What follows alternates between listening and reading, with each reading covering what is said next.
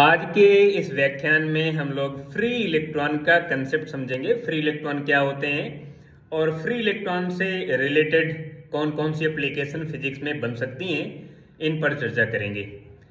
समझते हैं।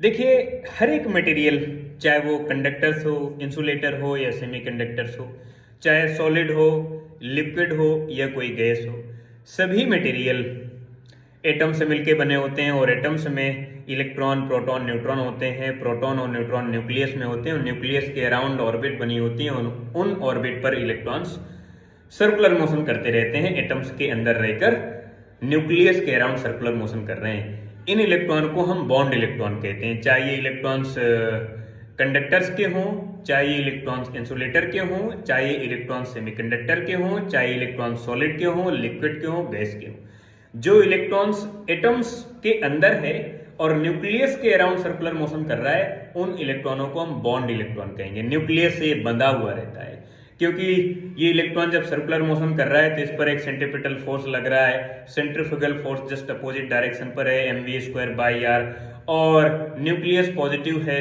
Electron negative, दोनों एक दूसरे को अट्रैक्ट करते हैं इलेक्ट्रिकल फोर्स की वजह से, तो ये इलेक्ट्रॉन बॉन्ड इलेक्ट्रॉन होता है। लेकिन अगर हम सॉलिड की बातचीत करें तो सॉलिड में दो एटम्स के बीच में एक स्पेस होता है।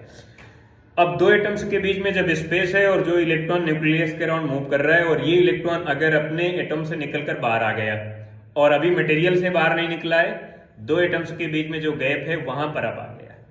जब ये इलेक्ट्रॉन उस स्पेस पर आ जाएगा, अपने एटम से निकलकर उस स्पेस पर आ जाएगा, तो वहां पर ये जिगजैग टाइप का मोशन करेगा और फिर इस इलेक्ट्रॉन को अब डिसाइड करना मुश्किल हो जाएगा कि ये इलेक्ट्रॉन किस एटम्स का है, क्योंकि अब ये फ्री है।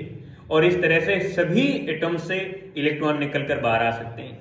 किसी भी मटेरियल में जितने नंबर ऑफ फ्री इलेक्ट्रॉन होंगे, वो मटेरियल उतना ही ज्यादा अच्छा कंडक्टर्स होगा। अगर नंबर ऑफ फ्री इलेक्ट्रॉन्स कम है तो सेमीकंडक्टर्स होगा, अगर बिल्कुल सही नहीं है, जीरो है, तो वो इंसुलेटर हो जाएगा।